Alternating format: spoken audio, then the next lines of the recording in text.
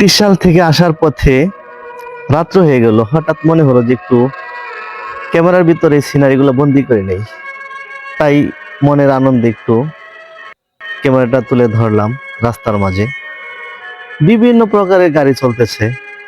রাস্তায় চলে বুঝতে তো পারেন যে কত প্রকারের গাড়ি চলে। তো আসলে রাত্রেবেলা তো খুব ভালো লাগলো পরিবেশটা।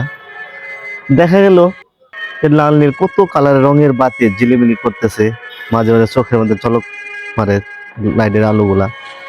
আসলেও এই আলোগুলা জ্বলতেছে ঠিক আছে, এই রাতটা চলতে চলতে খুব ভালো লাগলো। তো এই রাতটা আল্লাহ তাআলা দিয়েছে মানুষের জন্য। এক একজন এক এক ভাবে কাটায়। কেউ আল্লাহ তাআলা ইবাদত বন্দেগীতে কাটায়, কেউ আবার মানে খারাপ পথে কাটায়। এক একজন এক এক ভাবে এই সময়টা পার করে। কিন্তু এই রাতটা দেখেন কত নির্জন। এই রাত্রেবেলা ঘুম না আসলে শরীর ক্লান্ত হয়ে যায়। সারাদিন পরিশ্রম করবো, যখন শুয়ে থাকে তখন যখন ঘুম আসে মানুষের চোখে, তখন শরীরটা খুব ক্লান্ত বোধ দূর হয়।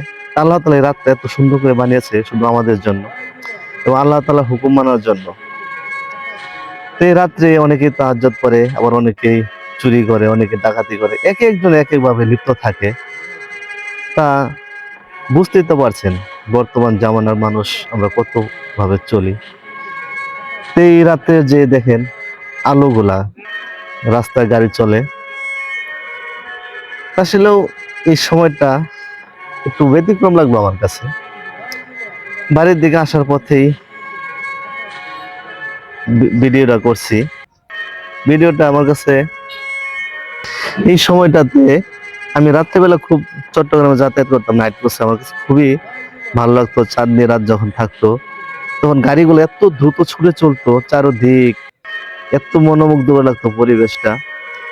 দেখা যেত যে সমস্ত কিছু পিছনে ছুটছে পিছনে ছুটছে, এভাবে ছুটতে ছুটতে ছুটতে ছুটতে একসময় নিজের গন্তব্যস্থলে পৌঁছে যেতাম।